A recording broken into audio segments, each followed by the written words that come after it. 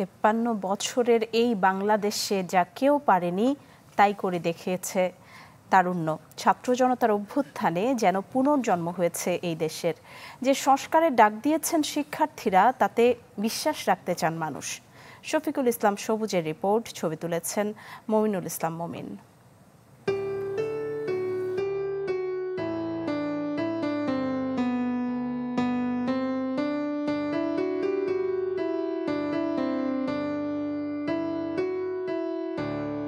নতুন দিন, নতুন সময়, পুনর্জন্মের বাংলাদেশ।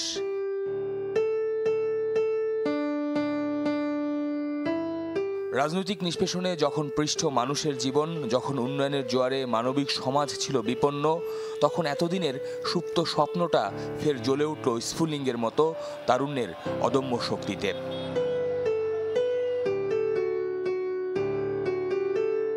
হতাশার পথগুলো যেন পেয়েছে আশার সোডিয়াম বাতি, যেখানে নিঃশ্বাসটা মুক্ত আর বিশ্বাসটা ভালো কিছুর।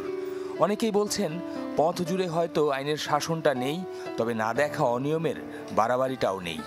আমি একটা অফিসে যাব, সেই অফিসে যেন আমি ঘুষ না দিয়ে আমার কাজটা করতে পারি, যেন আমাকে 30 দিন ঘুরতে না হয়, 2 দিনে আমার কাজটা হয়, ঠিক আছে, আমাকে টাকা না দিতে হয়।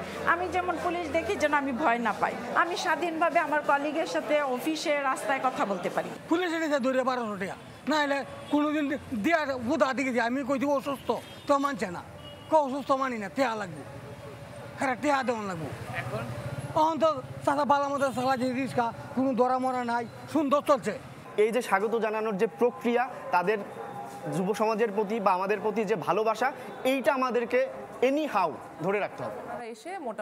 শিক্ষার্থীদের বর্ণ পরিচয় শিখিয়েছেন যারা, সে শিক্ষকরাও নাকি শিখছেন নতুন শব্দ, নতুন বাক্য। বলছেন শিক্ষণকালের এই সময়টা আঘাত করুক বিবেককে, নতুন বাংলাদেশ বিনির্মাণে এটাই এখন জরুরি। কোয়ালিটেটিভ বা গুণগত একটা পরিবর্তনের জায়গায় তো আমরা এই মুহূর্তে আছি। এই মুহূর্তে এমন একটা জায়গায় আছে যেখান থেকে আসলে পরিবর্তন করা সম্ভব হতে পারে যদি আমরা চাই। আর যদি আমরা সেই আগের মতোই মানে হাত গুটিয়ে দায়িত্ব না নিয়ে বসে থাকি, তাহলে ওই পলিটিক্যাল পার্টি আগে যা ছিল, যারা এতদিন কোণঠাসা ছিল তারা বেরিয়ে আসবে, কিংবা এখন নতুন করে যারা কোণঠাসা হয়েছে তারা তাদের সাথে এক ধরনের হানাহানির মধ্যে জড়িয়ে পড়বে, যেটা আমরা এখন বুঝতেও পারছি।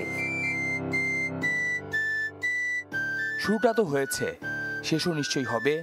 দেয়াল জুড়ে রঙিন গ্রাফিতির যে দৃঢ় বার্তা, সেভাবেই গড়ে উঠুক লাল সবুজের এই বাংলাদেশ।